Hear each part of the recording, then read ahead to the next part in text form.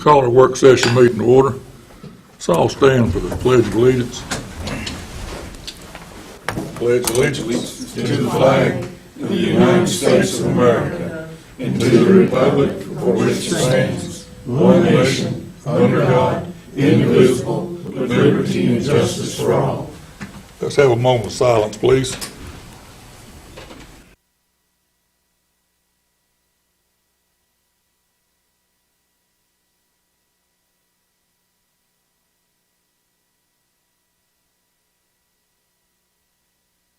Thank you. We need to make a change up here. Just swap these two items around. Put ARPA first and fire tax second. I hear a motion to do so. So moved. Second. Got a motion second. Any discussion? All in favor, raise your hand. 5-0. Okay. I will hand the meeting over to County Manager, Mr. Carter, for the ARPA. Okay, so as everyone is aware by now, the county has been designated, along with every other county in North Carolina and mostly across the nation, with the ability of receiving these funds. And what we have done for today's discussion is we have identified the availability of the funds, and we have asked for those interested in being considered for some of these funds to submit their request. Now, keep in mind that today is, in my version, and you certainly can correct me, but we're here to talk about them today. We're here to talk about the request we've received, make some comparisons, not necessarily vote to use the money, because and I say this very clearly, we're not in a hurry to spend this money because it's not designed that way. But what we're here today on this particular topic to do is to begin the discussions on it. Now, two things. April has handouts of all the requests that have been received. And we received these up until Friday late of last week, which is why you have not seen them prior. So she has a copy of those that we'll distribute here momentarily. We also now, I think Sydney has gone to run off what I would consider to be the latest edition of what is the allowable expenditures, just as a reference point. Now, we've received a number, and judging by the audience, I'm sure they're interested in how this discussion goes. But again, I emphasize that I hope that today that we can understand the request, we can kind of categorize them, have ample time to think and review, and have another meeting at some point in the next month or two to actually get into the details. This is a learning, this is an opportunity, and this is how you choose to have the meeting. But that's what I would like to see us do, is to see the request that's been given, hear a little bit of the background behind them, which will be included not only in the documents that you'll see, but also in the numbers. And I don't know if this will be an interactive. I don't know if you're going to allow the members of the audience that have made requests to have the opportunity to speak on those.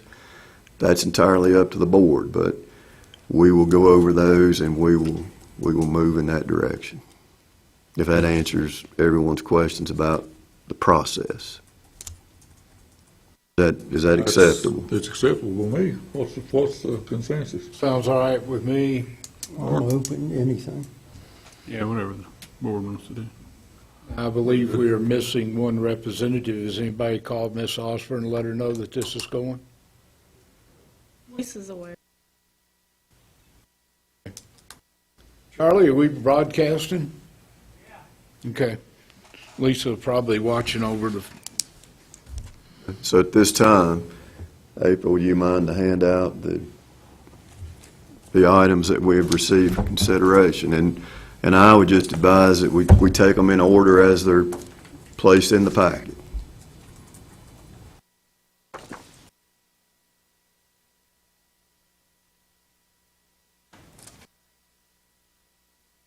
And April can correct me while she's handing this out, but I think the understanding is that a percentage of the total amount awarded Thank you. has already been received by the county. And it is my understanding that an additional percentage will come sometime later next year. The original conditions, as I understand it, identified a 2024 date of completed disbursement.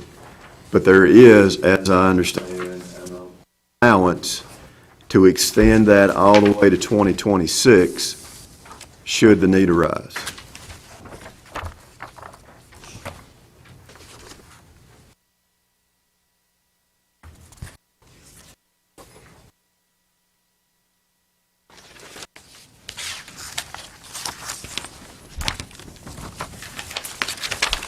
Chairman, can I ask a question? Yes, sir. Have all these requests that we're getting now been vetted to meet the requirements of the program? The short answer to that is no, and the reason they have not is some of these have many components to it that it will take, as I mentioned, it will take some additional research. It will take probably some direct questions to the funding agencies to determine the eligibility. There is some equipment that doesn't specifically identify itself in these criteria that you're getting. We'll have to ask those questions, and that, honestly, that takes So it's going to time. be a work in progress whenever we It is. start all the way through till we do, okay. Today, I just want you to have an idea of what the requests center around. Now, some of these are fairly simple. They straight up meet. When we're talking about hazard pay, for example, it falls directly under the definition. So some of these requests are directly in line. Now, there are some that they actually encourage you to ask those questions because nobody wants to consider or award something that at the end of the day you got to repay because it was an ineligible expenditure. And we're not going to cross that bridge Like we're doing with something else. and other things. Yes, sir.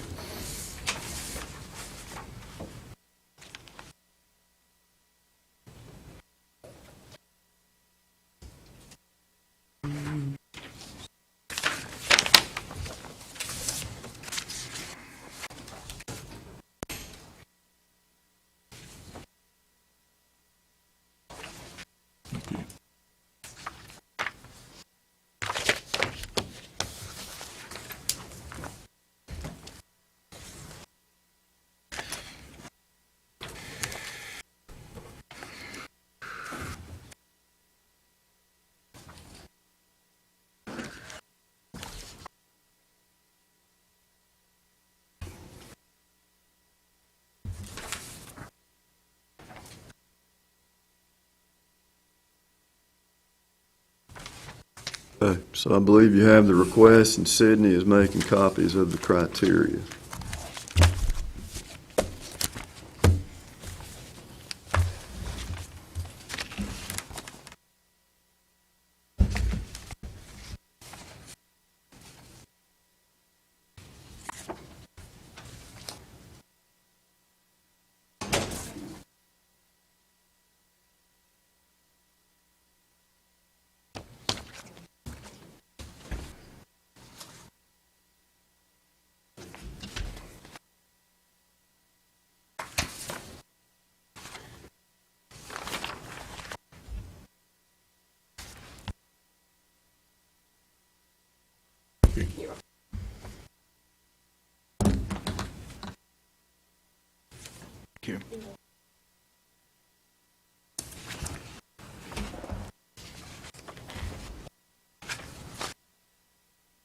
Okay, so if you all would like, I can kind of lead us through this collaboration of information, if you would like. Right here. All right, so unless I got my handouts out of order, the first sheet is a salary comparison from the sheriff's office. Is that your first sheet? Very well. Can be. Yeah, right here. Okay. Close. All right. One or two. I could have got them out of order, but I think Nick is back here. That was information that Nick provided, just as some information at this point to demonstrate where Allegheny County Sheriff's Office deputies compared with other departments around the state. So I don't want to take anything away from this sheet. I think it's something that we need to look at and review, but I don't know that that's anything more than information at this point. Now, staying in line with the Sheriff's Department, you should have a next sheet. I assure you, I didn't name it this, but it has law enforcement list at the top of it.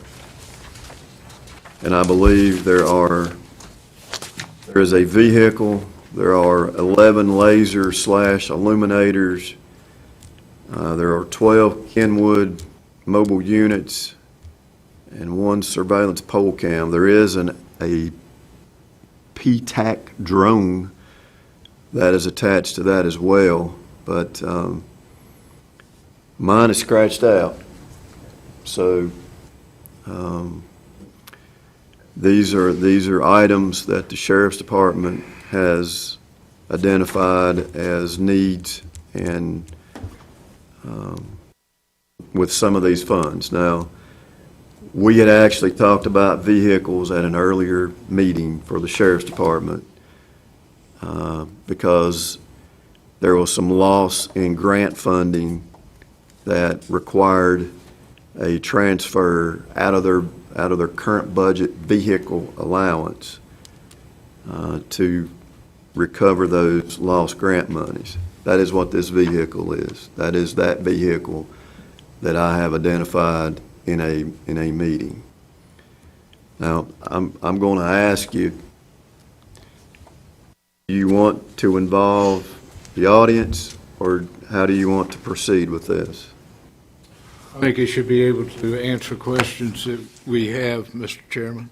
I agree, and try to keep it to a 3-minute session there, as we've got some more stuff to talk about at 5 o'clock, so we'll entertain that. Then I would ask you let Nick Hawks approach and Yes, sir. explain anything he has on his sheet.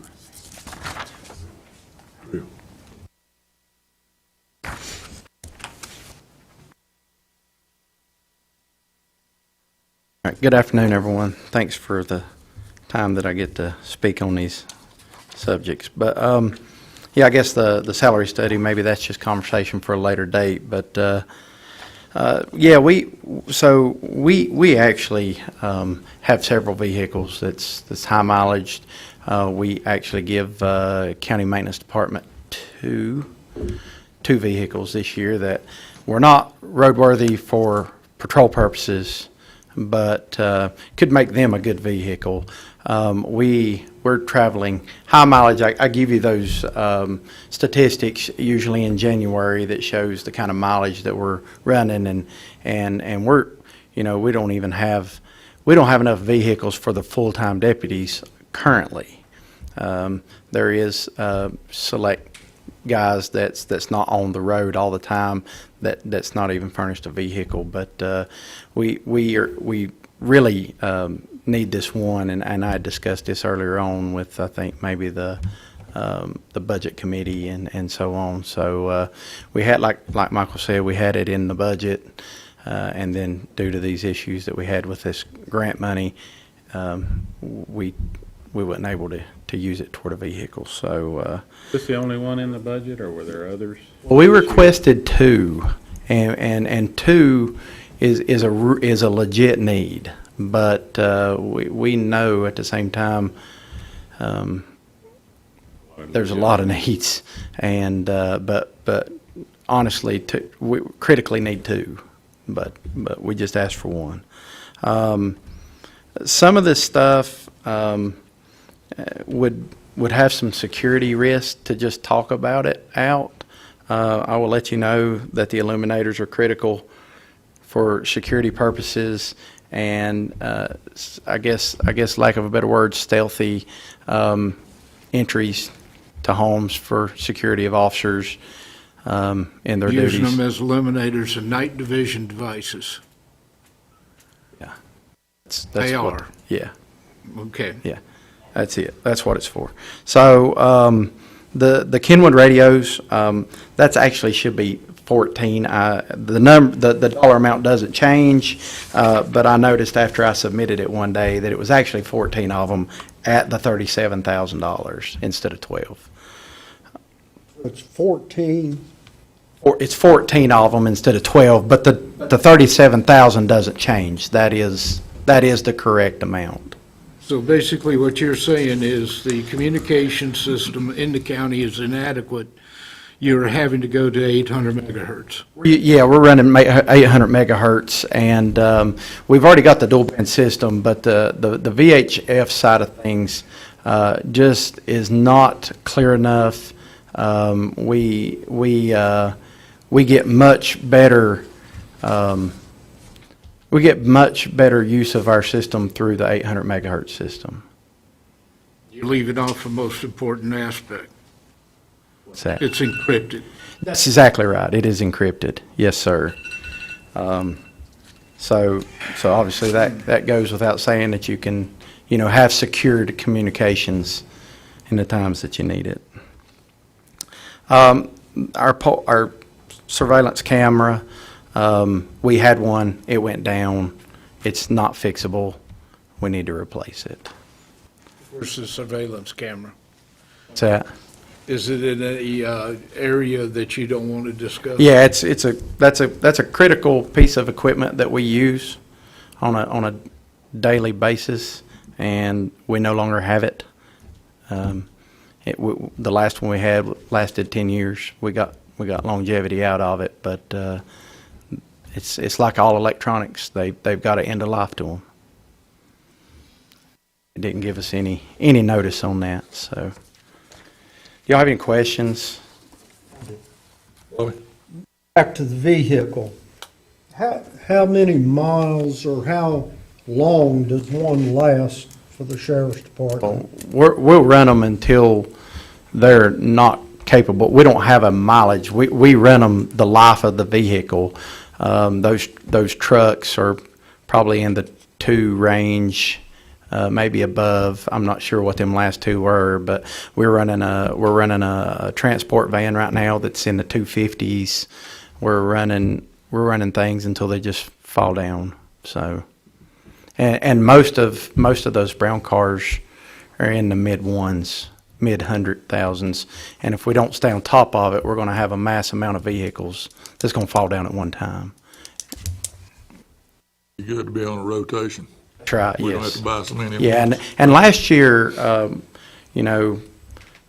guess a lot of different things was happening, but we didn't get any vehicles last year, in hopes of getting 2 this year, and then we'll make do with what we can, but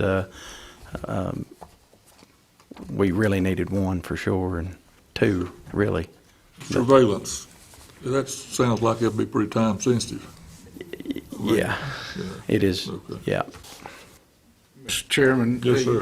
One of the problems that we've got, that I especially have, we're looking at our sheriff's vehicles with miles. You cannot do that. You are not taking into consideration the idle time whenever they are sitting. That's right. And that is the worst thing that can happen to an engine. It does not get warm, it doesn't burn out, and next thing you know, you're putting it in gear and tromping it and going after somebody. So your mileage is irrelevant. We need to know how many hours are on those vehicles, especially the engines, and that would be a truer test. Right now, you may have 150,000 on the odometer, but on the engine, you may have the equivalent of 250,000 hours easily. Oh, yeah, for sure. So I think that you're cheating yourself by equating with miles. Now, the civilian workforce, we go by miles. Right.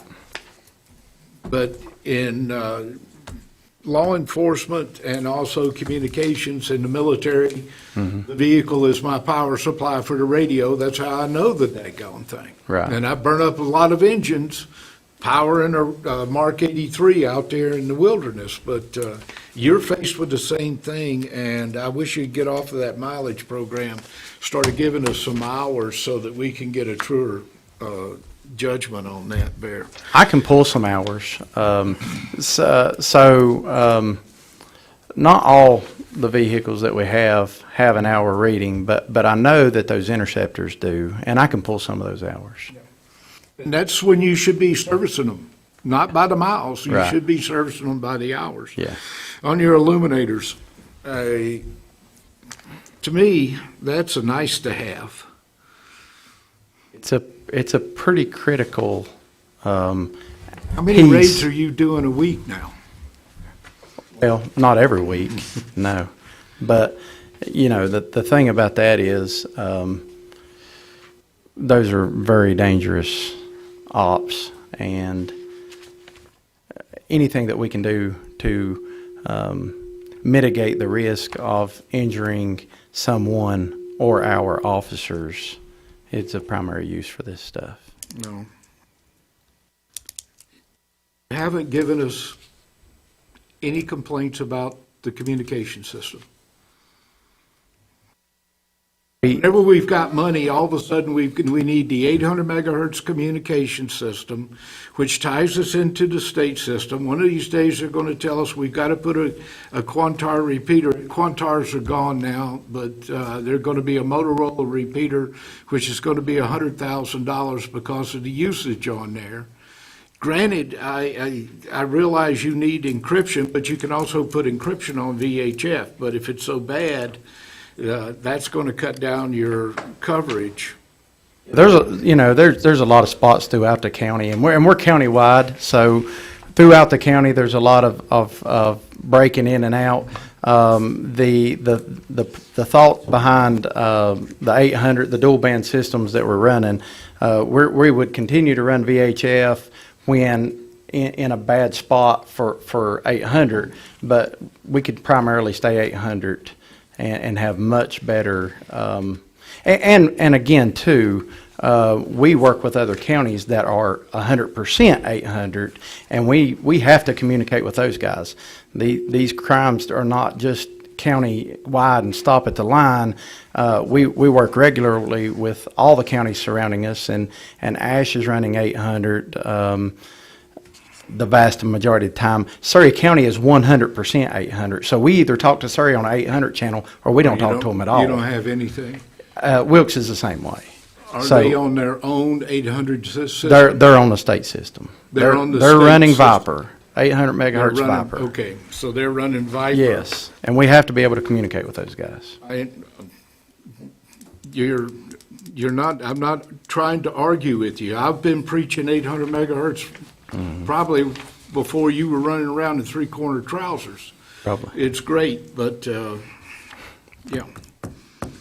Okay. Thank you, Mr. Any other Chairman. questions? Sir, Yeah. appreciate it. Your interoperability should have been your first argument. Okay. And again, I may have mine out of the order that you have, but I have the Allegheny Wellness Center as the next component. And I know that we have two individuals here representing the Wellness Center. So would it, same approach, allow those to approach? Yes, sir. Steve, you.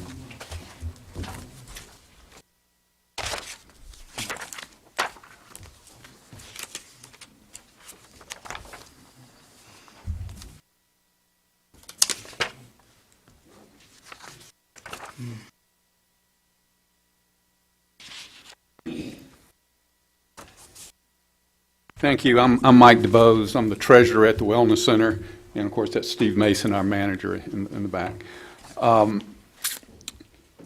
What I think have in front of you is a schedule that I gave to Mr. Carter last week. And our approach, we understood that, it sounds, we're probably worse than you are, but I mean, from the initial questions, I think there was some understanding, some questions like, what are the parameters of what we're talking about here, what's allowed, what's that? We don't have that either. We understood that what you were looking for initially was an assessment of harm caused by COVID to our operations. And that's what you have here. If you want to go into what we would do with the money that if we were successful in receiving some of it, Steve could address some of that, I could address some of that as well. But what we put together, as you probably know, we were closed. COVID and the governor's directives caused us to close the Wellness Center in mid-March, and it remained closed through September. And then we reopened maybe mid-September or 1st of October. And so from March to September, we had no operations, virtually no revenue, continued to incur some cost. From reopening in October, we've gradually had people coming back, but there's still a fair amount of reluctance in coming back to the center, although the center Steve's done a great job of operating in a very safe manner. As of last month, we're probably still only around 50% of the level of attendance or usage, as well as revenue generation compared to our membership activities before that. But we do see a positive increase every month, and we're feeling confident about that, subject to the obvious current developments that we have with the pandemic. But we're impacted by two ways, and the first page is a summary of that. We're impacted by having closed our operations and not being able to generate revenue, and of course, that revenue that we generate to start with only covers part of our operations. We're a tax-exempt organization. 40–50% of our revenue comes through contributions and gifts.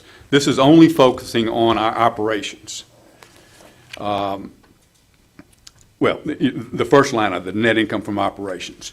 And what this demonstrates is that if you looked at what we had budgeted and what we expected to generate from membership and usage fees, net of operating expenses, on a pre-COVID expectation, we expected to incur a loss. We expected to have about $115,000 of expenses greater than operating income. And that's year in, year out, that's what we have. We have to generate contributions to cover that.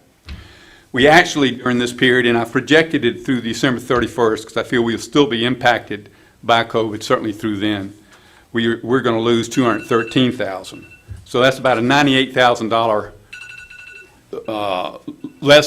a larger loss than we would expected, and we think that's due to COVID.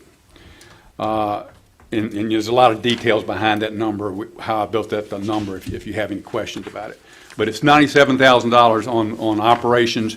We also were impacted to some extent by fundraisers that we couldn't conduct because they took place in the center while it was closed. And the details on that are included here as well. But we're estimating about $9,000 in lost revenue that we would have been able to have through silent auctions and other things that we normally conduct that we couldn't conduct because the center was closed. So that's about, in total, $107,000 of lost revenue or cost that we incurred. And I won't get into the details unless you have a question, but one thing I will point out, we have reduced our cost. So these numbers are net. So the fact that our center was shut down, I haven't compared that. I'm not asking for or trying to demonstrate that our harm is caused by the lost gross revenue. I'm also netting it to the point that we have saved costs but not operating and treat it as a net number. Any questions?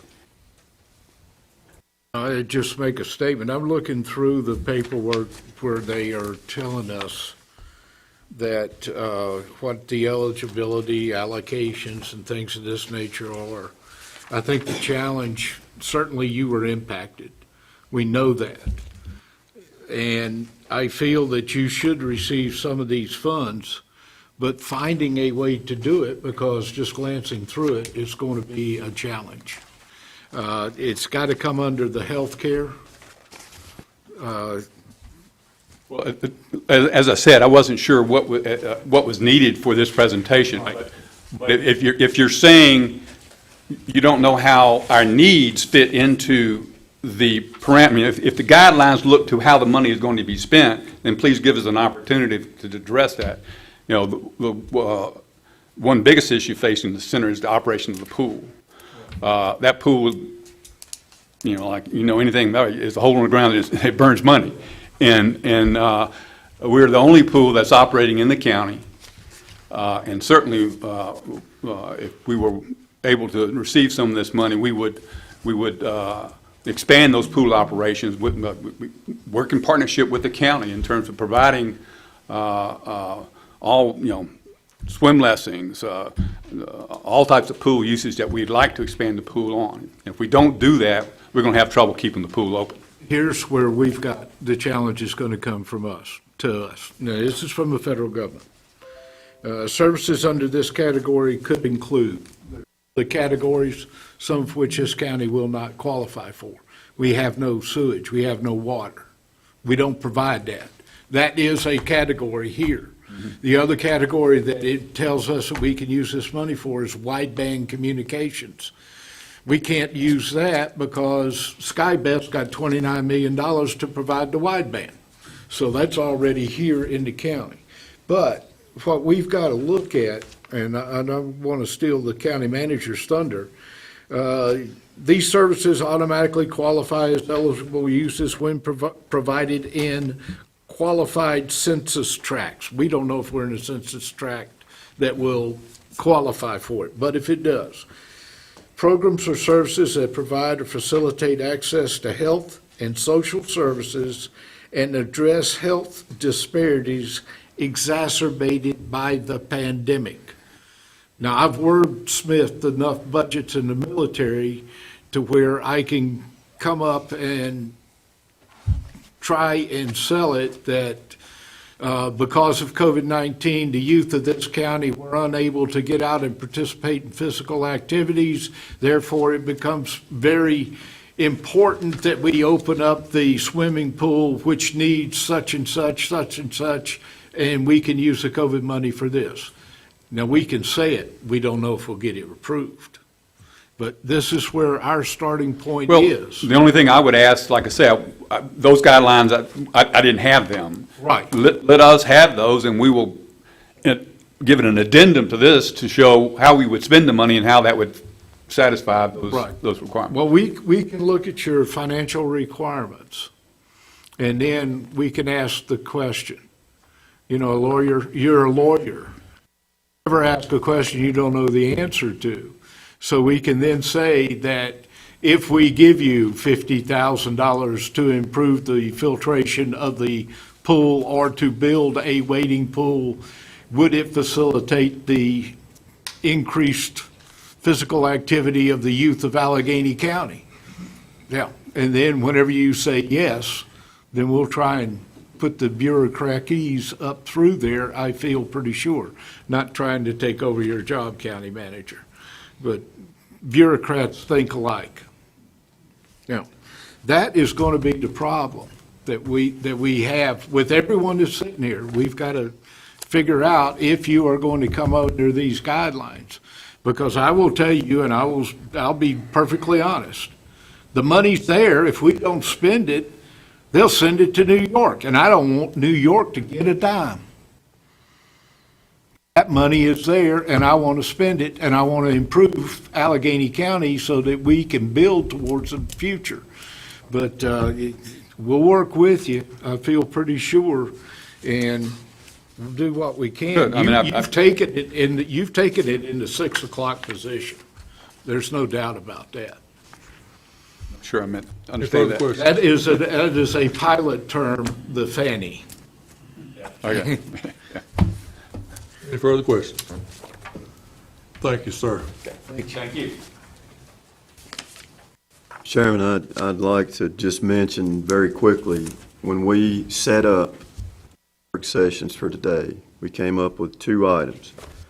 Now, we said that if one of the items ran long, that we would have to come back and revisit the second one at another time.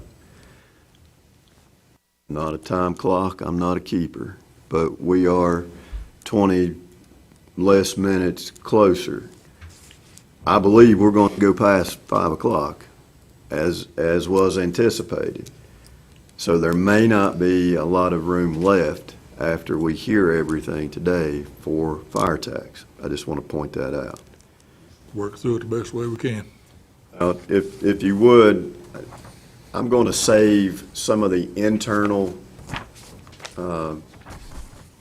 requests, I guess, until later so that we can at least allow our audience to have more participation at this point. So you have, I think the tax office was next, if you could lay that aside for just a moment. And if we could then, I have the Allegheny group home. So if we could go to the Allegheny group home and allow that discussion to occur, That'll be fine. if there's anyone here. Mr. Chairman, could I ask a general question? Yes, sir. Will this board and the county manager make a determination on the payment of COVID relief pay? Will that be a umbrella? Will we make that determination that we will pay COVID relief pay out of these funds? I think once we get to that point, it will be a determination. But what I would add to that is, again, we need to verify that all of these requests are indeed covered. I simply will not get into another situation that I have fell into with another fund that inappropriate expenditures occurred in, and the counties had to repay that money. I will not go down that road. But to answer your question, yes. Well, if we are going to do that, then we will have a second process to where we will say that these workers qualify. We can talk about workers and what I would call hazard pay or whatever the appropriate terminology is, Premium pay. is premium actually pay. what they're- We can have that discussion today about who does, who does not, because we're going to talk about that from a county level as well. But yes, What I'm trying to do is eliminate that from the request so that we don't discuss that. That will be a separate subject. 1, will we do it? Will we pay it? 2, who will be included? To me, that is a separate discussion. then I would agree with you. Thank you. Thank you, Mr. Chairman. Thank you. Go ahead. Okay, yeah, I'm Becky Miller, Executive Director from Allegheny County Group Homes. And It's fine, you're fine. I'm Leanne Jones. I'm with her. Okay. Welcome. Thank you. Just to touch briefly on our request, the first one you do have is for hazard pay for our employees. We did, our group homes operate 24/7 regardless of COVID or whatever. We had employees working with COVID that were infected with COVID and still had to work simply because you don't want to introduce new staff into a group home that's infected with COVID. So those staff continually worked with COVID until they were unable to work and had a doctor's excuse that they were unable to work.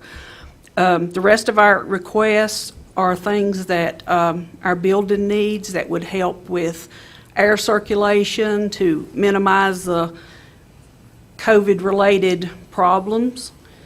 The HVAC, excuse me, the HVAC and the client work area. It's very stagnant out there with no air conditioning and the clients are one on top of the other.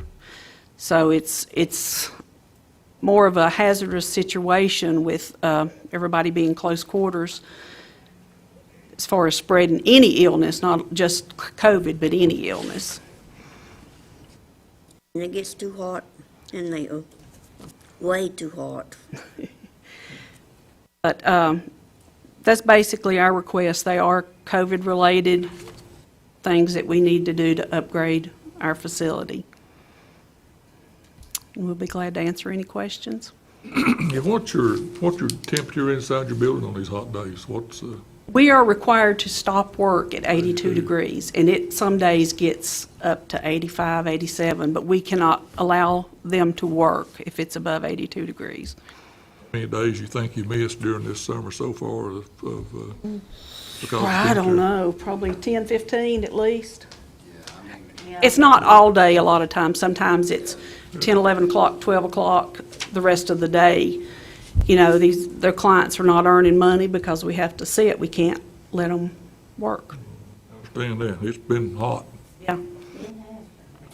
And if I may, Mr. Chairman, your primary source of funds are Medicare, Medicaid? Medicaid through VIA. Okay. How many bathrooms are ADA compliant? All but one. So this is the one? Yes. That you're requesting funds to bring And up it is ADA? it is a bathroom that clients use. It is in our kitchen area, and we do have clients that work in the kitchen, so it is a client bathroom. More questions, Mr. Any Chairman? other questions? Thank Take you. that. Appreciate Thank you. it. Thank you.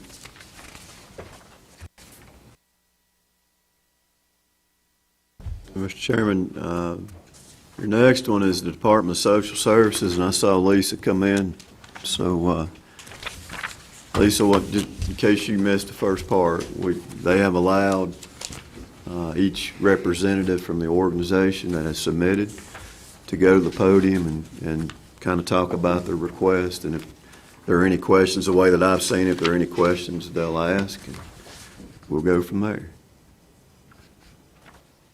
I don't know if you have a copy, but you're welcome to mine right now if you'd like. So.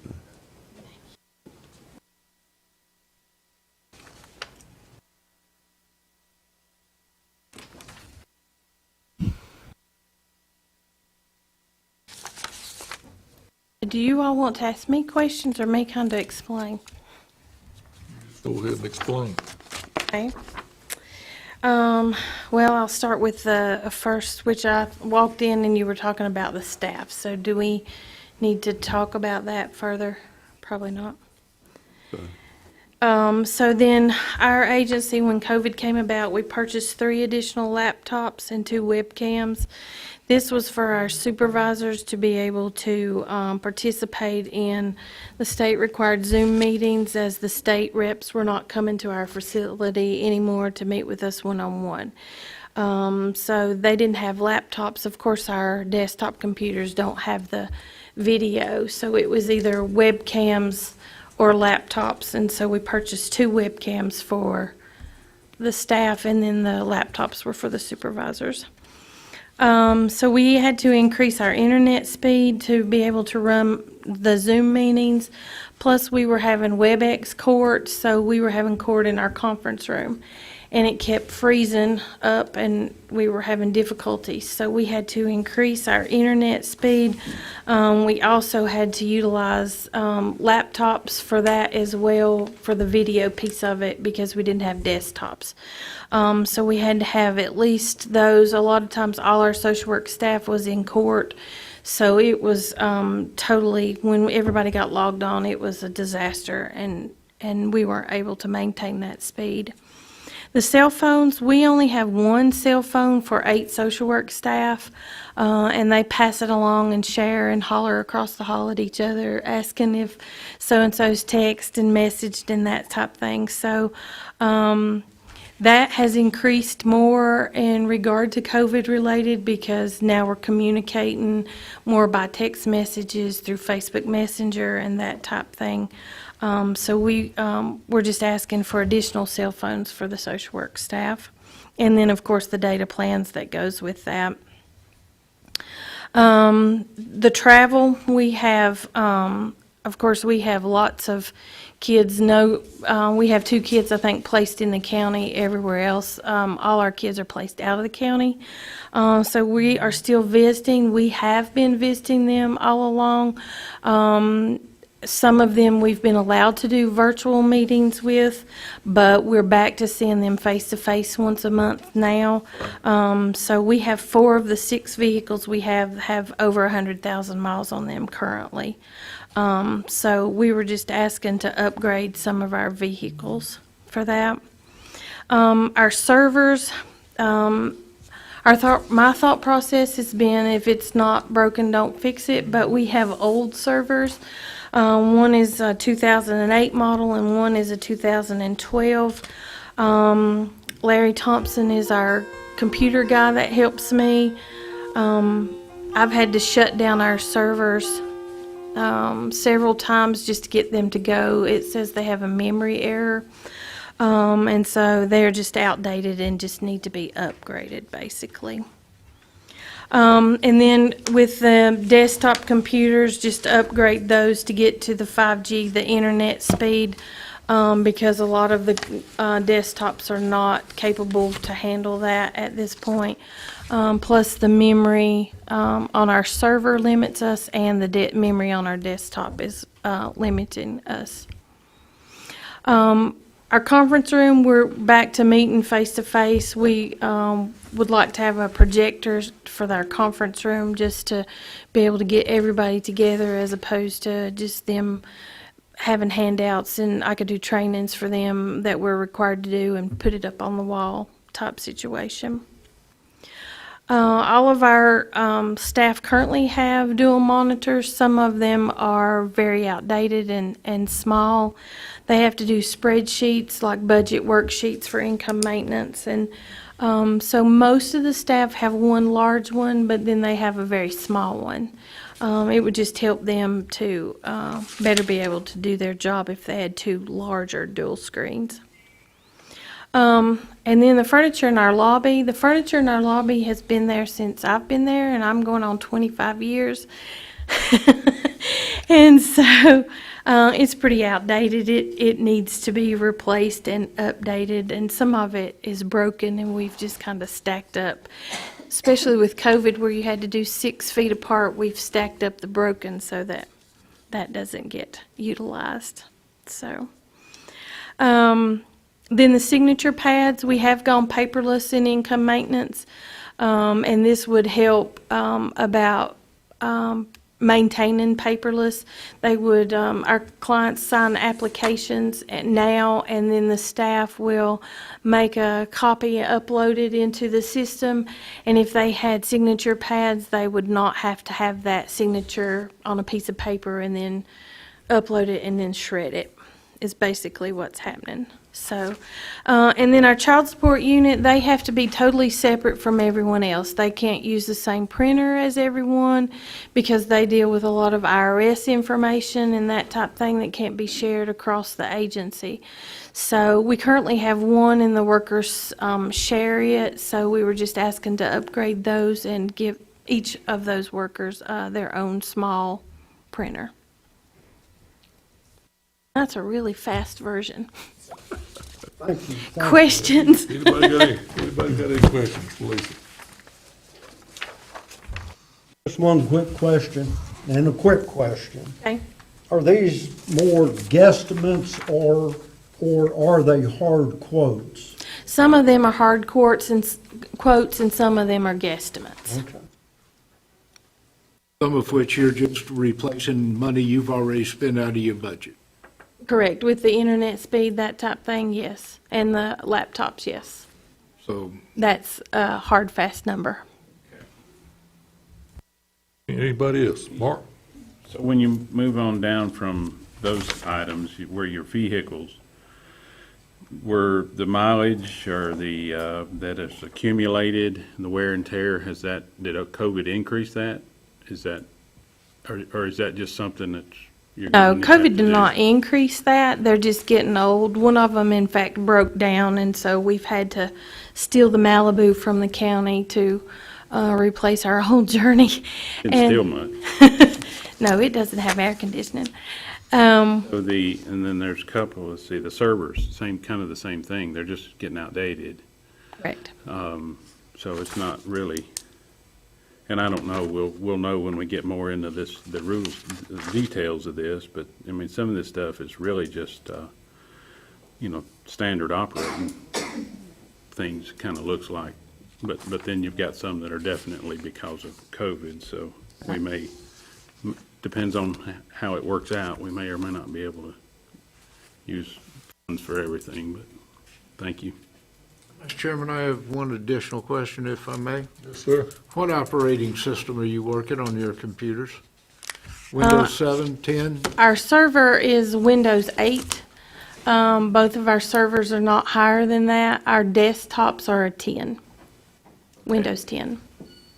So your servers do not match the capability of your computers? No, they do not. Anything else? Well, Lisa, we appreciate that. Thank you.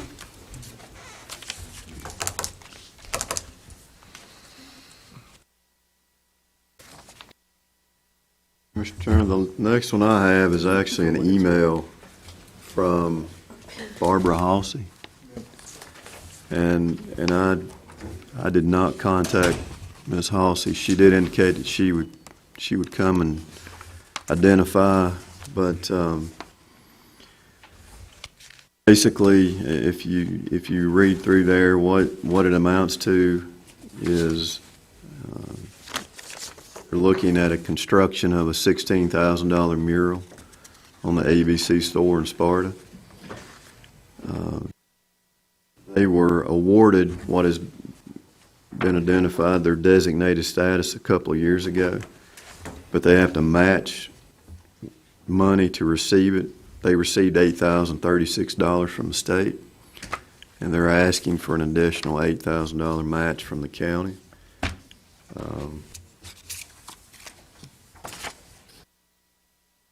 This is, again, I think Commissioner John Irwin mentioned, it will take some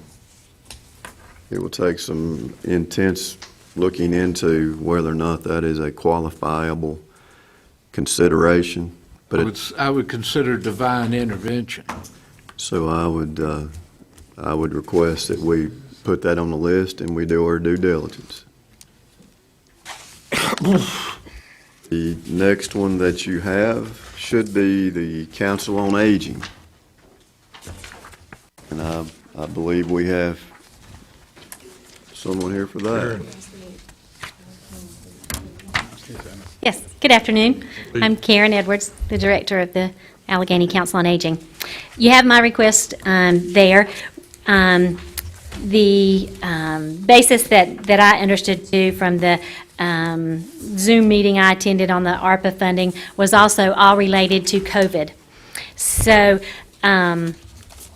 what we are asking for is help with replacing some equipment for carrying the meals, and I have all that before you there. Pre-COVID, we were doing about 8,746, somewhere in that was my total, through the year ending June 30th of 2019. Somewhere, 8,700 meals a year were delivered. Then we got into this COVID pandemic and had such an increase in the meals and folks staying home and homebound seniors needing help with the meal because they couldn't get out and get groceries, because family could not get to them, all things that were associated with COVID. It more than doubled our meal delivery. As of the end of the year, June 30th, 2021, we served a total of 17,950 meals. And as you can imagine, this took a lot of wear and tear on those catering equipment, things that we use in the vehicles for delivering meals.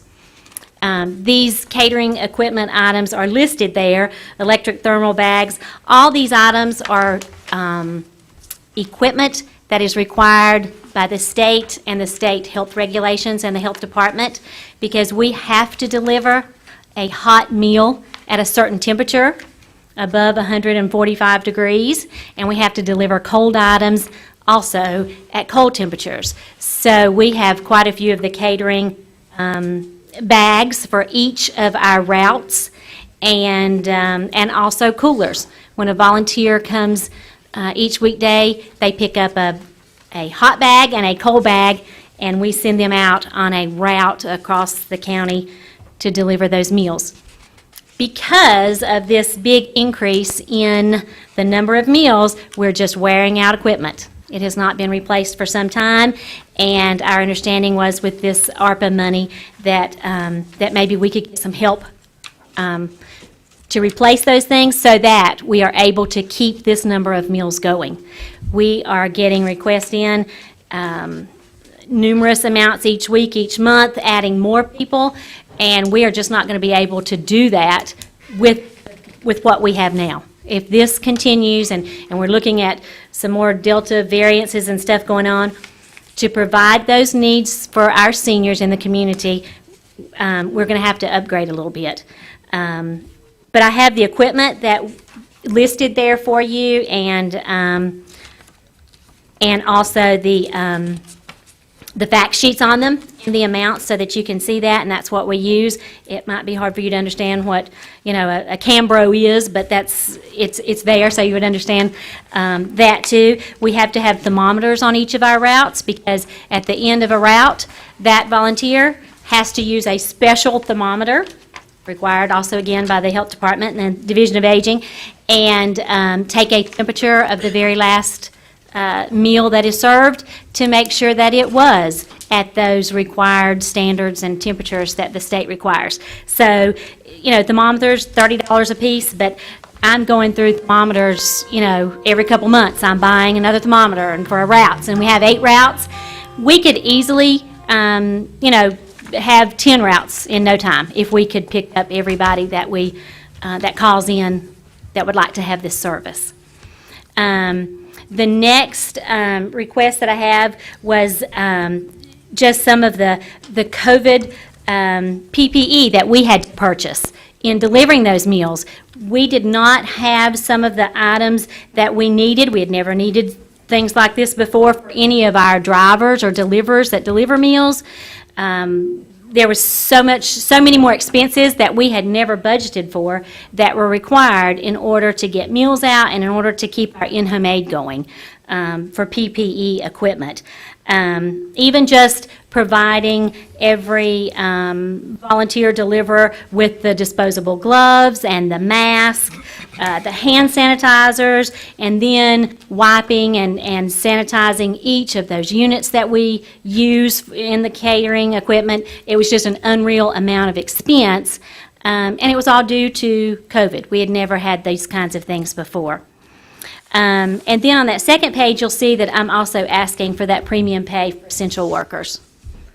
Our county was able, Council on Aging was able to keep those meals going during COVID. There was no stop to the home delivered meals at all. And as you can see in the increased number of meals that we served, we were essential and kept those meals going. The budget request, the budget that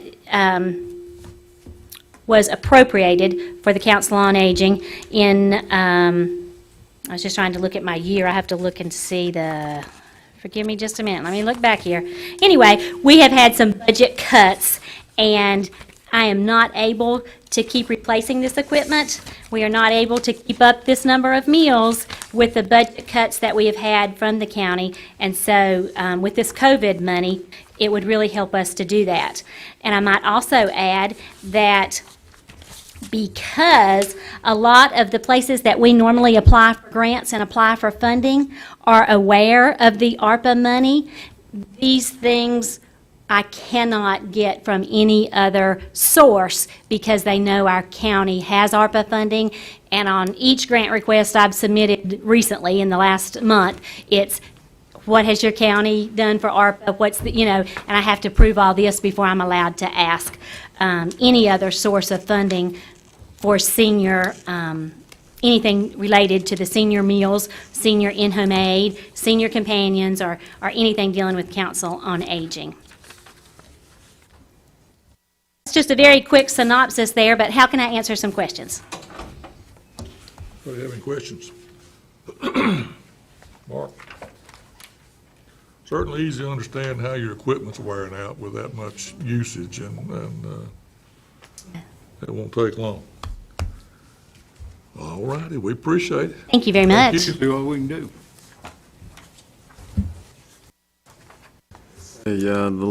That's all what I'm calling the outside agency requests that we received. And judging by the ones left in the audience, I think that pretty much covered those requests. We could take a few moments and talk about internal, if that is appropriate. And what I'll start by saying is there's been several comments regarding either hazard pay or premium pay from outside as well.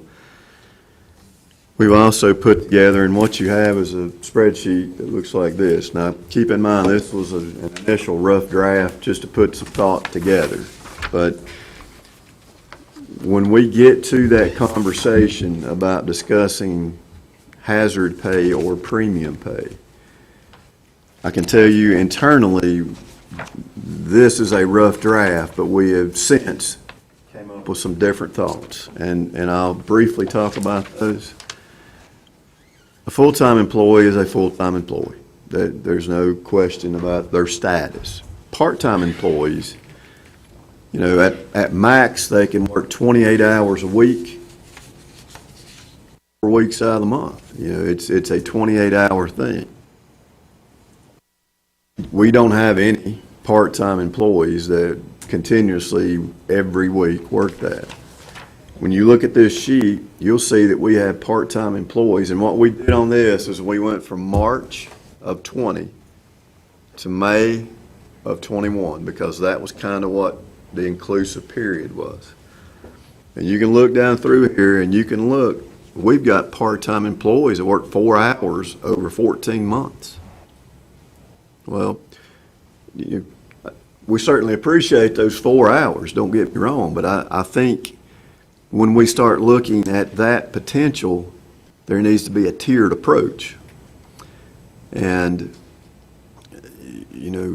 once we establish that, April and I actually sat down and we talked about grouping it into ranges, from 0 to this. And from that, we're setting up ranges that would have different, what I'm calling compensation rates applied to it. So, your full-times, we've calculated in $100 a month. I'll tell you that on full-times, because we deemed every full-time employee essential, if you remember back when COVID hit. So that's what we did with that. Part-time, I think we need to look at a tiered approach. If you worked 1,500 hours over that 14-month period, I think we added it up, it was like 16 and some was the maximum. If you work 20, so that's a lot of part-time hours. I think you need to be in a different tier than someone who pulled 5 hours over 14 months. So that's what we're looking at on part-time, is a tiered approach. And I do think that we need to have a separate conversation about that once we get that in place. Now, I'm going to defer just for a moment to April, because I think April has some other thoughts that we've talked about for consideration internally. Yeah, internally, one of the things that I would like to put out there too is maybe upgrading our website to get information out to the public. Being able to get, the executive orders coming from, whether that be the state level or the local level. We need some additional things to our website. One of the other things that we've talked about internally is actually the hospital, and the money that was pledged by the board. The information that I have received, and they send information almost once a week, updated information. So I have my notes and the things that I have gone through and highlighted, and know some of these things today that have been presented to us do qualify and some don't. The hospital, I think, is a viable consideration for the board to think about, and that pledge that has been made, whether part of this money could go toward that pledge or maybe even all the money, I don't know. But I think that's a consideration for the board to talk about. You know, the hazard pay, I will give you a little bit of the highlighted ones on the hazard pay spreadsheet that we passed out are your part-time folks. Everybody else is the full-time folks. If you go across, the total hours that worked is about your fourth column, and then how many months they worked during the pandemic for full and part-time is right there for you to see. Can I answer any questions about any of those few things? Any questions? Want to talk about Rita's? Either way. Your next sheet is actually from Rita Miller with the tax office. She had a meeting with all of her employees, and they actually came up with a list of things that would like to be put out there for consideration. Replacing the temporary sneeze guards with some more permanent things, maybe even glass, was one of their suggestions. You know, that's one of the offices, that office and the finance office, we handle lots of money and lots of checks, so there are lots of passing back and forth of paperwork and money and things of that nature. Just cleaning the building ventilation system, and maybe adding a window in departments that don't have windows. That's going to be impossible for some departments, but increasing the ventilation here. Begin program to issue business license.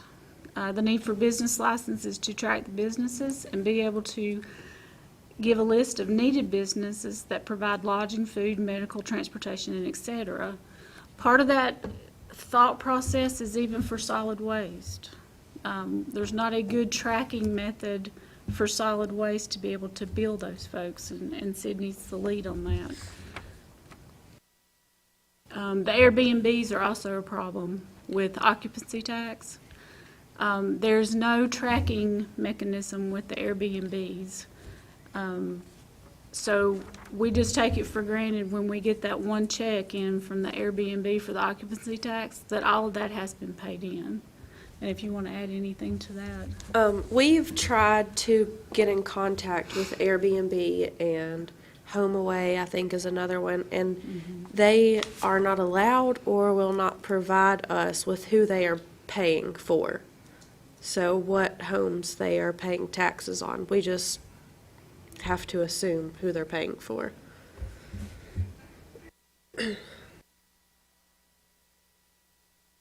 Also, just the website was another thing that Rita brought up. Also, update the county website. This could provide the ARPA fund. The ARPA funds could qualify under the Communication and Modernization of Government Services. I think our website is traveled more and more every day. That's one of the things that we try to commonly ask folks. Have you gone to the website? Can you find it there with forms? So updating those forms, updating those processes.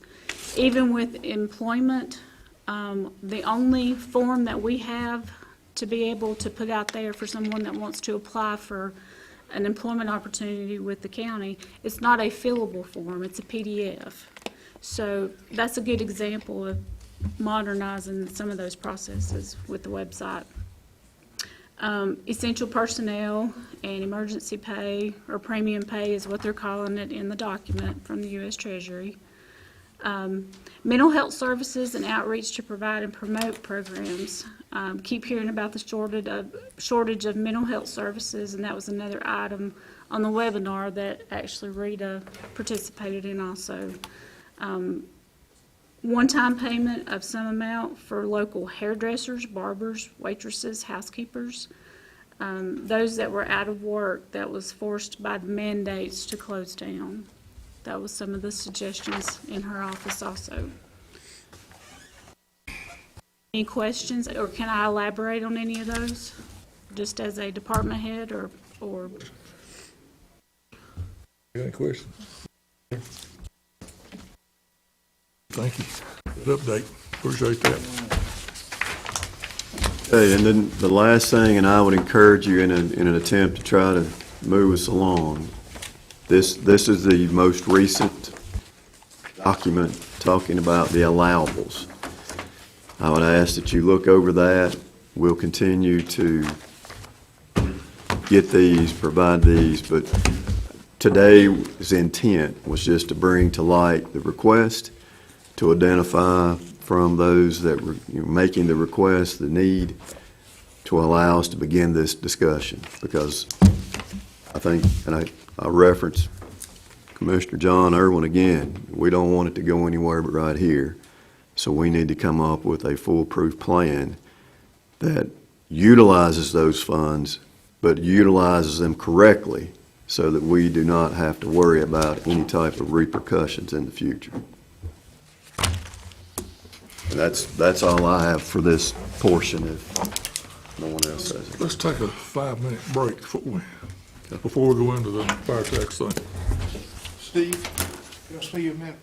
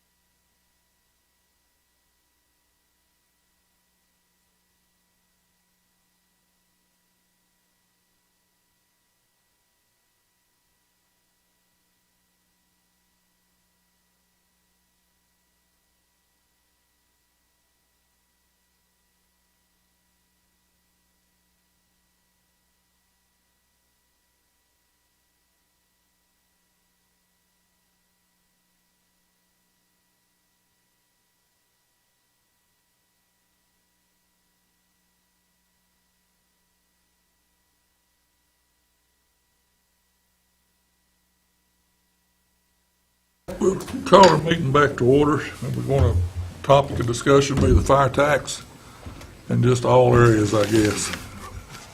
We'll get started and discuss the purpose and then what it's for and how we're going to arrive at that. So, for the board, we'll open the floor for discussion. I think the biggest concern from the fire chiefs is the ability to utilize their total funds, is the best way I can say it, and how they access that. I think that's their number one consensus from our fire commission meeting the other night. So we'll start with that and move on. Or Michael, you have anything you want to add? What I would lead out with saying is, at a previous board meeting, we had discussions about the fire tax and the usage and understanding how departments operate and what their needs are. And I believe, if I remember correctly, the board basically allowed the budget committee to have meetings with each department to kind of understand, what their individual needs were, and that's been conducted and concluded, and we had, I was a member of that committee. I thought we had a good turnout from all the departments, and I think they answered, the questions, and we're easily to identify what their needs were and why they were doing certain things. And I think that was the goal, and I think that helped at least me. I won't speak for anyone other than myself, but it helped myself to understand, not every department operates the same way. And, if there was a misconception out there that they do, that's incorrect. Each department is individual in how they operate. Now, collectively, they come together and form a team. But individually, as departments, they have different needs. And some of the understandings that accompany that included understanding what they were spending their monies on, because that is part of the operations. And I applaud the departments for coming in and taking the time to speak with the committee. And, if there were questions that came up, on either end, from the budget committee side, if there were questions that came up to those departments responded, and they answered those questions. And if there were questions that came up from the departments to the committee, I feel like that we addressed those.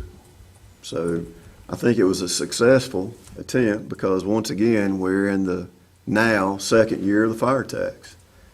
And the only way that you continue to improve is to learn, and when you learn, you continue to improve.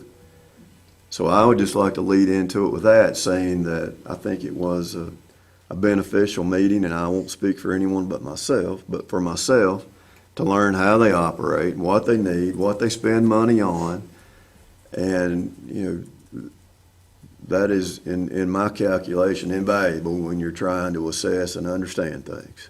So, that's my take on the meetings. But if we need to address certain items as you see need, then I think that's appropriate to do. Yeah, I'll open it up to the board. Any suggestions here from the board, and we'll move it from there. If I may, Mr. Chairman, to Yes, me, it's an exercise in common sense. During the budget process, we will be looking at the general ledger of all the volunteer fire departments.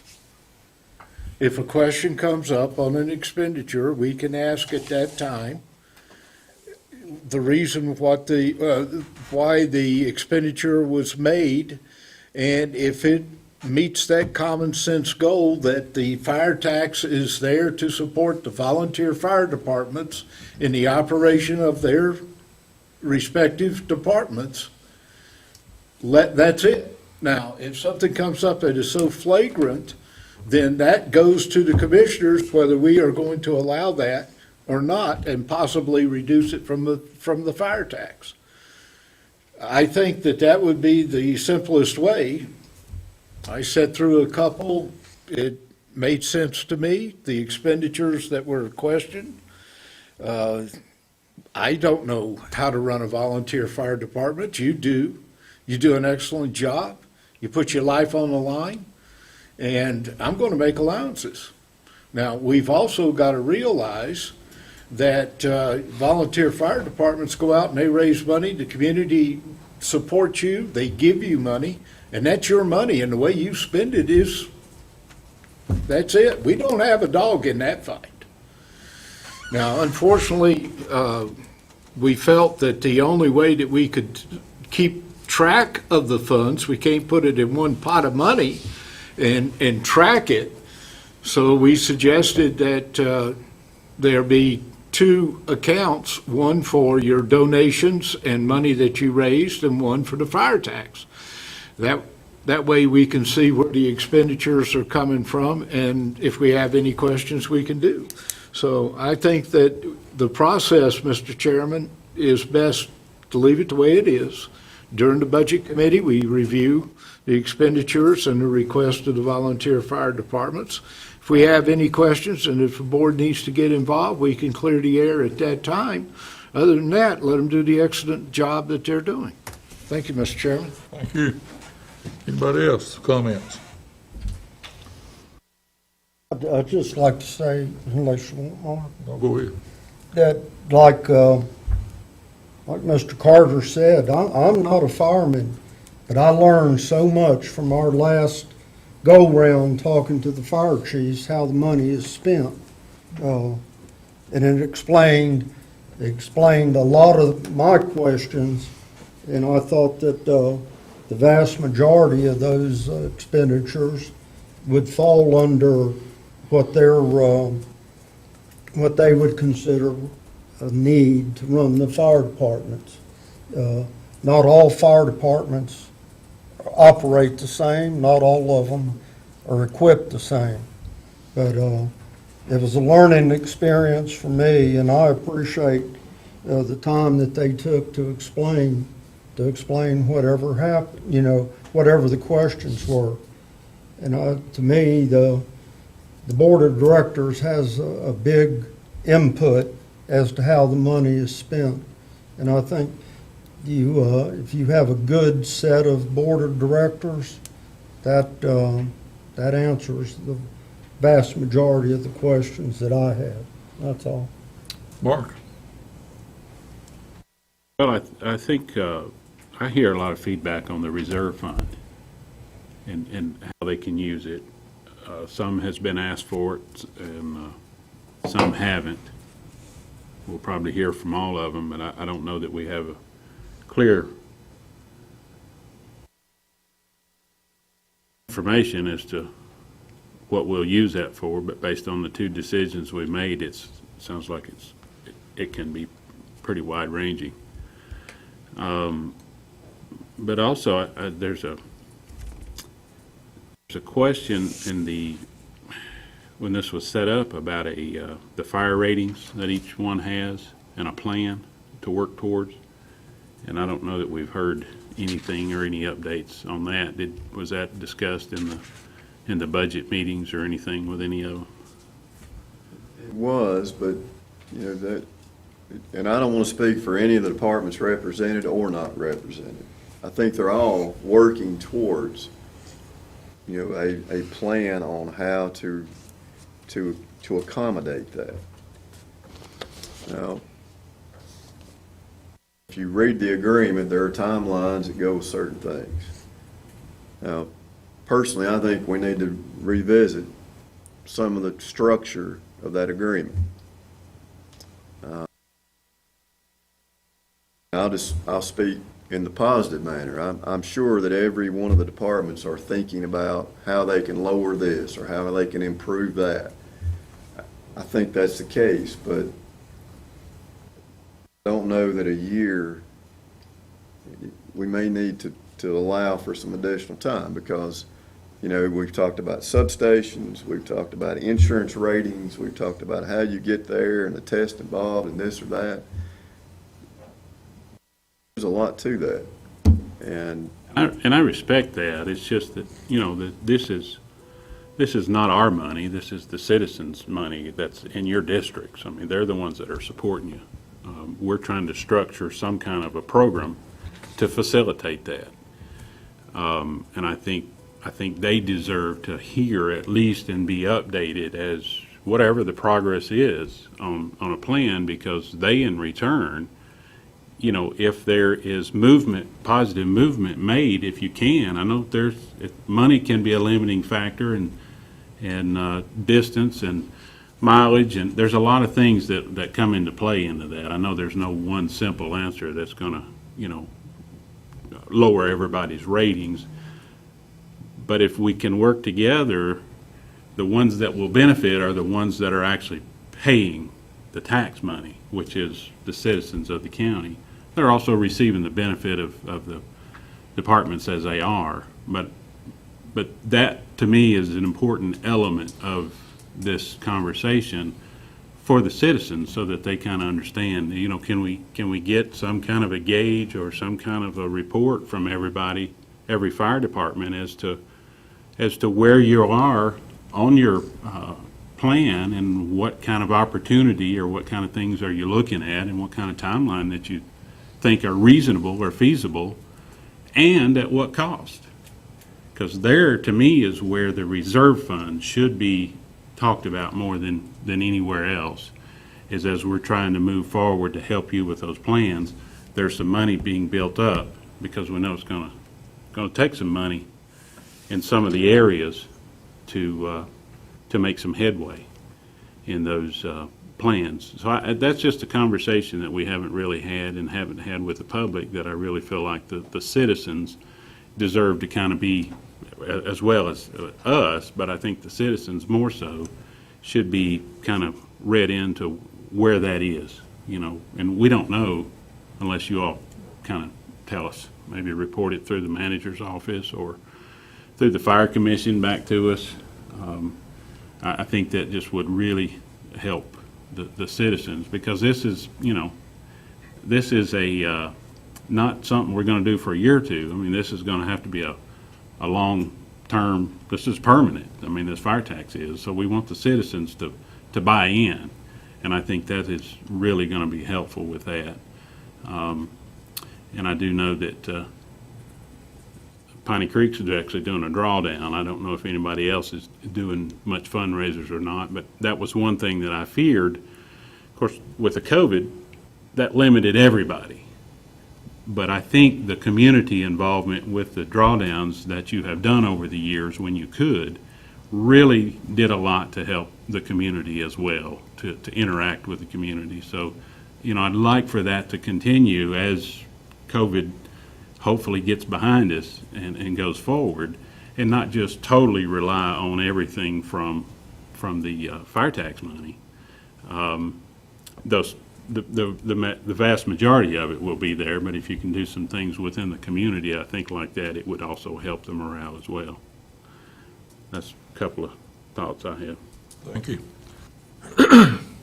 I would like to hear from some of the fire chiefs or whoever that wants to speak. We're running short on time. To hear y'all's concerns at what you all are expecting from us if you have questions. So I'm gonna, wait a minute, Michelle's got a question, I'm sorry. He's about to leave me out. Before we get to this. Jerk his chain. There you go. I just want to say that, you know, as a commissioner, I do hear a lot of grumbling from people quite often, but one thing I have not heard a bit of grumbling about is the fire tax. Everybody seems very willing to pay the fire tax because they know how necessary our volunteer fire departments are, and I want to thank you for your service. And we just want to find a balance, you know, about reporting to the public, giving you what you need. So that's where I'm at. Thank you. Mm-hmm. It has been a learning experience for all of us because it's all new, but we're all going to get there. We're going to get there together. I'm going to open the podium up if you guys want to come up and speak, anybody, for a minute or two there, and tell us what your thoughts and your concerns are.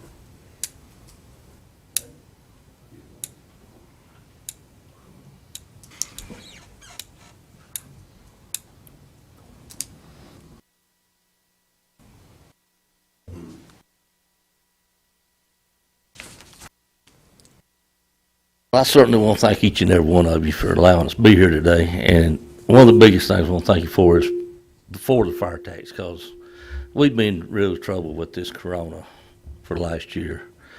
And this year's not going as great as it should because of corona.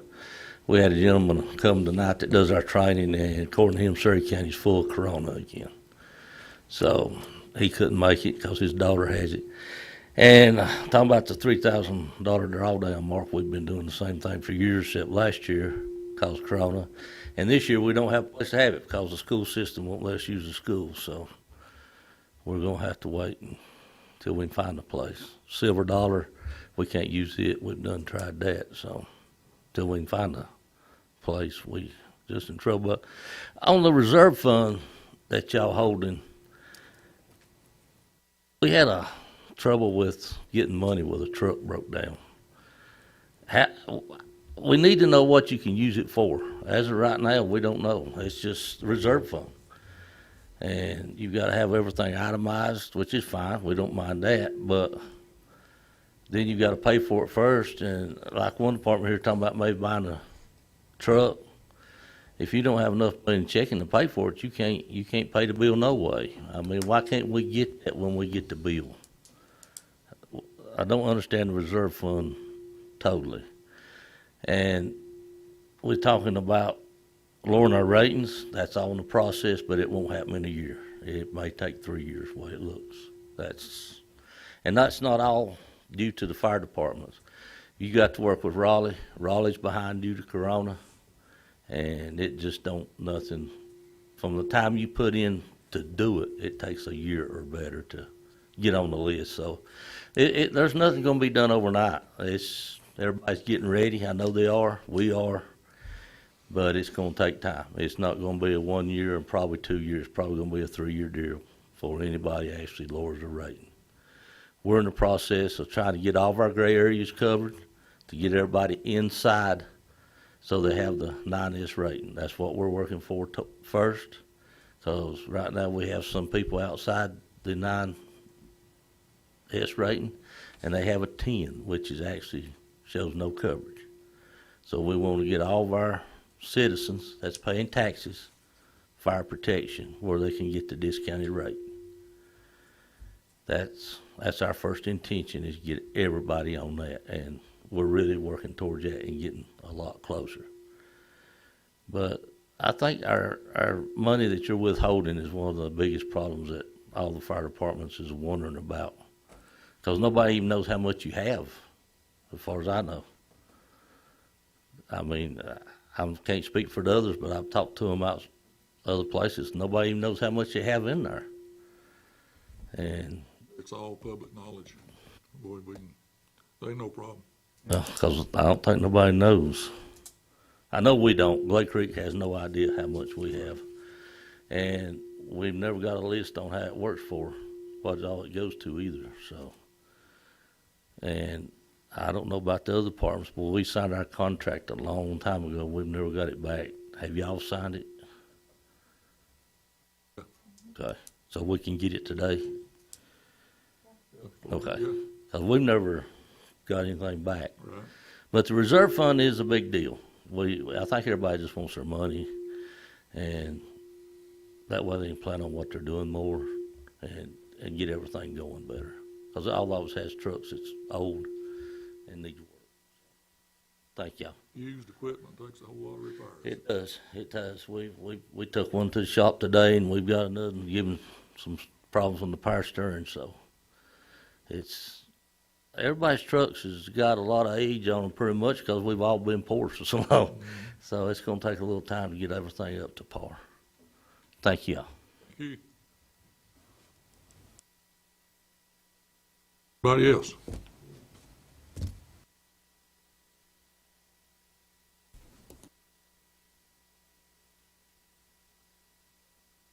State your name, if you would. Bobby Fender, Director of Piney Creek Fire Department. Certainly would like to thank you all for the fire tax. I mean, it's been a great benefit to the fire departments, obviously. Gives us some working money each year. But I'm afraid that is the concern, is how much working do we have? Because if I understand the process correctly, and of course there's a lot of people here that know it better than I, so please correct me. We go through, and first of the budgetary year, we as each individual fire department's going to put together an operating budget for the upcoming year. And we submit it to the county, submit it to the commissioners for review, for examination, for audit. And if everything on there makes sense and is legitimate, then it's approved at a certain dollar amount. But from the financials that I've seen, there's a portion, approximately 20% across the board for each department, that's held in contingency now. And so if you have a bare bones, you've already worked it out, we can cut here, and we've saved money here. We've got that budget, but then what we've actually got to use during the year is going to be 20% less. How do we make ends meet? And that'd be the concern. I mean, there's always going to be that blown motor in the truck that you couldn't have budgeted for in the previous year. So a little bit of buffer makes sense. But I'm afraid what y'all are going to be facing, and just my personal opinion is down the road, fire departments are going to start fluffing their budgets a little bit and try to make up for that, because if we need 150 a year to operate, but we know we're only going to get 120, how can we inflate this thing to get back to that 150 that we know that we'll need to operate? So transparency back and forth and communication, I think, is going to be vital. I think everybody's on the right track, but just do know that it is a concern for us. Thank you. Anybody else? Feel free to come forward.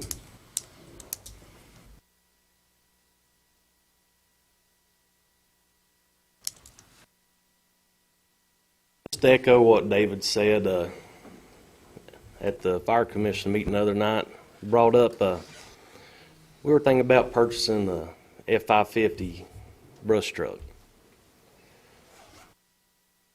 About $85,000 to $100,000. At the end of this fiscal year with the reserve fund, we would probably have enough in a reserve fund account to purchase it. But if you have to purchase it out of your operating funds first and then turn an invoice in to collect your money, there's not a whole lot of departments that would have $100,000 in account. And somebody mentioned one time, bank payments pay a little bit with the fire tax reserve fund. Like if that money was open where we could get a hold of it, we could purchase the truck straight out. You save interest to the taxpayer. Because I don't know how many thousands of dollars it would be in 1 year, you're going to save interest money.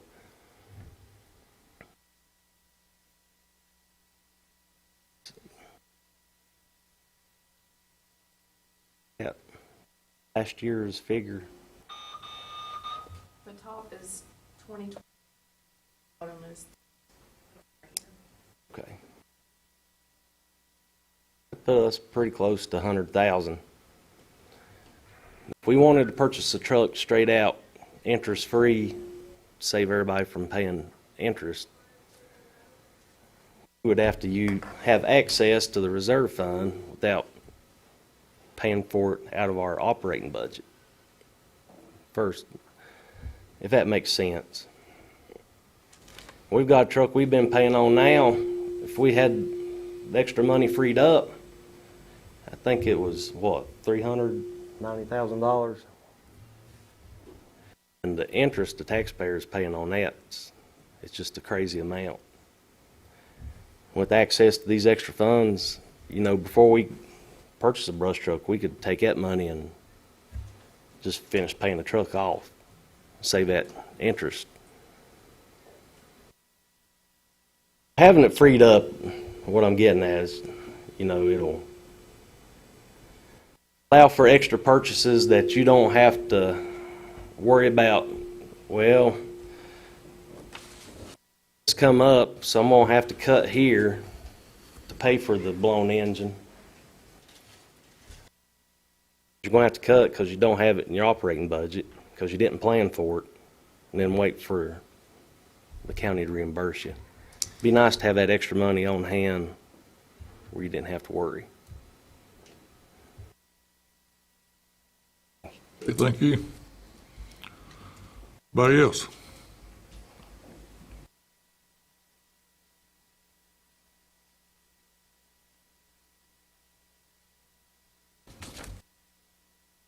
Just pretty much the same thing David and Joseph spoke. I mean, at the last commissioner meeting at the firehouse there, not everybody has the money to go out and pay for something and then turn around and wait. Because, I mean, even if they turn it in, from what I've been told, they're still having to wait to get their money. So not only did they have to hold off on this process to purchase this, now they're having to wait to get their money that's already their money. It was paid to the fire tax, to the fire department. Just let them have their money so that they can pay off a truck, save the taxpayers interest money, or in our case, we're trying to replace all our air packs. Been at it 3 years. I mean, that ain't cheap. About $53,000 to $57,000 a year, just air packs. That just eats your grant right up. So now, if we had a little extra, what we got there, we could buy 3 or 4 more. Next year's grant, if we're granted it through the state, we could get hose that we needed, turnout gear that we purchased out of our pocket, stuff like that. I just think if it's paid, I mean, you said you've not heard anybody grumbling about the fire tax. I ain't heard anybody grumbling about the fire tax. Our board does an amazing job at telling us, let's wait on that, or, yeah, it's a good idea. We can go ahead and purchase that. And our books are all open to the public, so anyone want to come in, look, they can come in and look. We're not hiding anything. But that's pretty much all I got. Thank you, Dave. Anybody else? Are we allowed? Come back up here.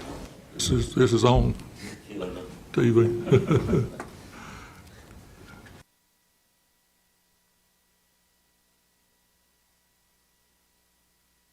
I hate to come back, but I forgot this. Are we allowed to use this money for state grant items? As far as I know. I would think so. It's in the budget, state grant is, but are we allowed to use this money for that? What money you talking about? Fire tax, contingency. You talking about your appropriated money or the contingency? Contingency That has not money. been appropriated. No, I'm not talking about the appropriate. I'm talking about money y'all withholding. We're not withholding anything. Contingency. See, I think that's where, I think there needs to be some explanation on the contingency money. That is the difference between the tax rate and the amount that's appropriated to each fire department. You submit a budget, we appropriate the amount to meet that budget. No, I asked for more money than what we got, so, yeah,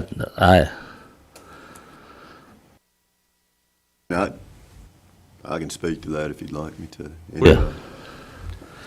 All right. During the budget process, and anybody that was on that committee, correct me, but I think we met with 3 departments during the budgeting process. And, they had a request, and they had whatever number they had in that request. And some of them were higher than what, is shown. The result of those meetings with those departments indicated they did not want to raise their fire tax rate. They wanted to keep the same rate, and anyone that attended, please correct me, but you wanted to keep the same rate. That's what we did. Mm-hmm. Now, I don't have the eyes that can read that, quite honestly. I had to get up and look around one But if I get right here and stare at it, I can read it. But what's on that screen is a snapshot of last year's and this year's numbers. And if you look, and I'm just going off memory, the first column is the tax rate itself for each district, and you'll see those didn't change. And then I'm gonna have to get over here where I can see, quite honestly. but what is identified as the expanded rate, which is the next column, we had a reval. Okay, so you got to remember that last year's expanded rate's going to be a little different this year because property rates went up in the county.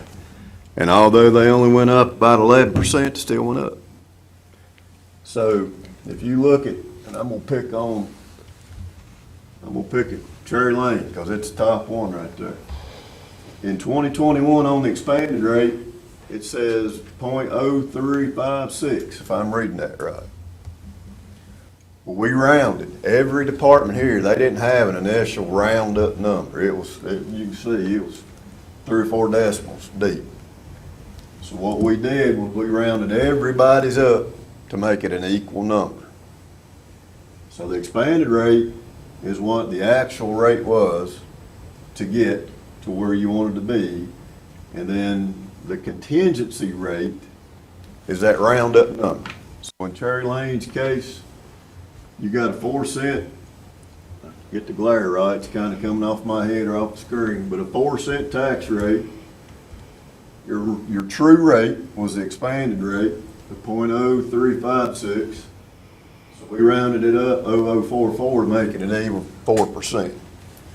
Now, what that contingency rate is that's your contingency money. That wasn't factored in as a true operating number. That was, as I recall, an intent by this board to allow for items that were outside that operational to be decided by this board. And I think one of the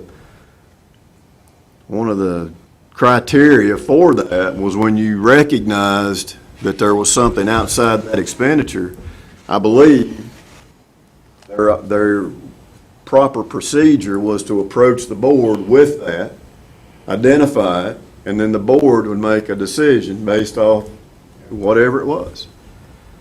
And there have been 2, I believe, and you can see them right there. There's been a couple of requests there on that last column, and they range from this to that, you know. So I think it pretty much identifies there's been a wide understanding of what could qualify under that contingency rate. The true rate, and again, based off the desire to not raise the fire tax rate for the districts, is that expanded rate. Well, if we'd have done that number, that's what actually identifies, if I get my numbers right, that's what you'll have to look at your 2021 because we've only made one disbursement in July, I believe, if I'm correct. But you look up there in the 2021 disbursement, that's what was in it. And again, on Cherry Lane at .0356, you got 156,264 with 19 in contingency. 19,812 is what it looks like.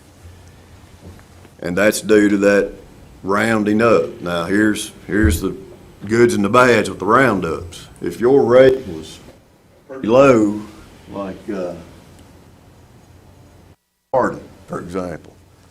Sparta came in last year at 2.3, and this year it's even lower because of the reval increased property values. It's 2.07. Well, looks like they got the biggest benefit of the contingency rate because that roundup from 2.07 to 3 is bigger than what looks like Laurel Springs. They're at .0577, so actually Piney Creek, they're getting a .027, and Laurel Springs is getting a .023. It's a big difference in that roundup number. So it's how it fell. It was the desire of trying to keep the rate the same, and that's what kind of generated those numbers. And I think everybody understands that you need your money. I don't remember anything saying you couldn't come and ask for your contingency funds. I just think the condition was you had to basically request it and identify why. So that part I understand. And I think I actually came to a fire commission meeting and had a few sheets that had some of that in there. But, you know, this board, at least from my observation, has been pretty understanding. Yeah, but I was just trying to find out if we could use it for that. Right now, it's come and ask, and then we'll see, but is there a list of things that we could use it for, or things that you can't use it for? Contingency? Yeah. The way that I remember it being set up was it was a request and a consideration and a ruling. I don't think there was a defined list of what it could or it couldn't.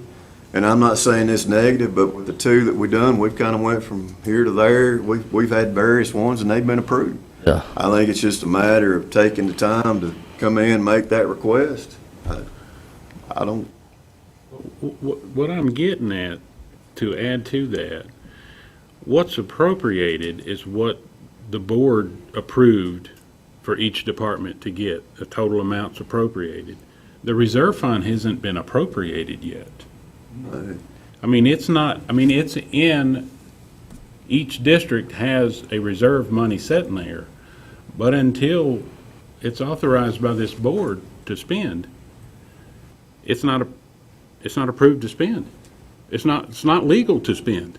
There's been two appropriations. Right, Piney Creek and Glade Creek. Which are in. David's one of them right there who asked. So we got a list started of two things, electrical wire and a pump.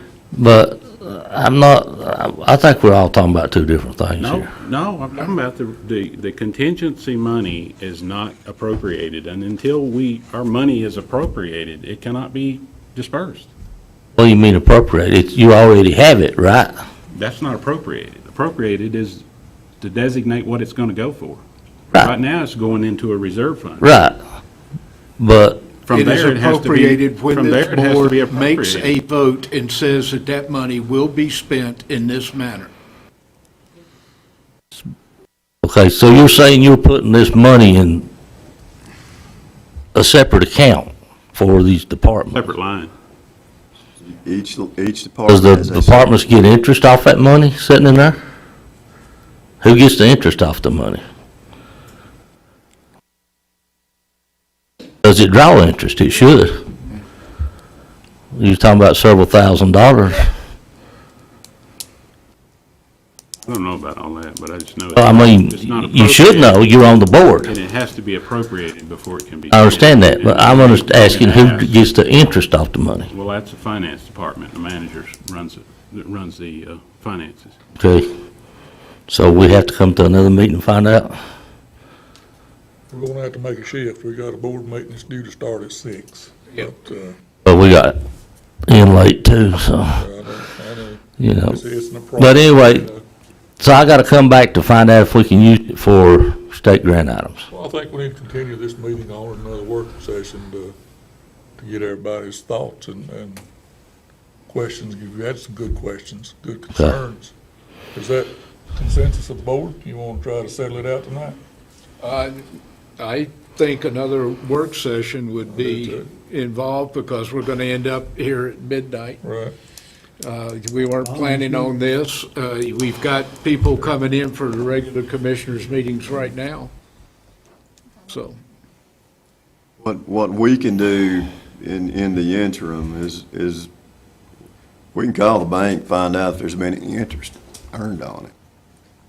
And we get that, we can send that out in an email. We've got everybody's email addresses. We can identify that. That's no big deal right there. Mr. Carter, also send an email out of what the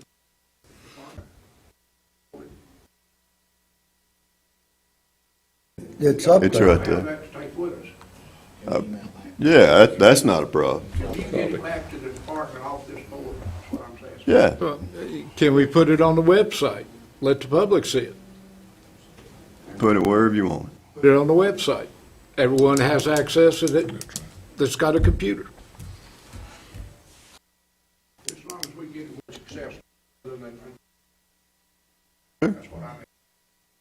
That's not a problem.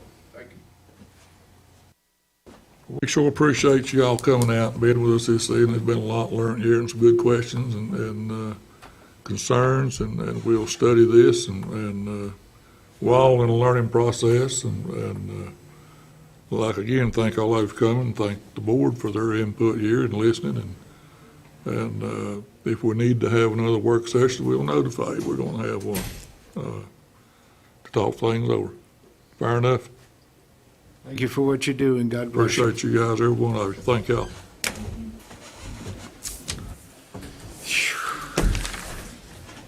Creative means. It's on the agenda here somewhere. I don't think he's very happy with that. I'm gonna make a quick tip stop. Yeah.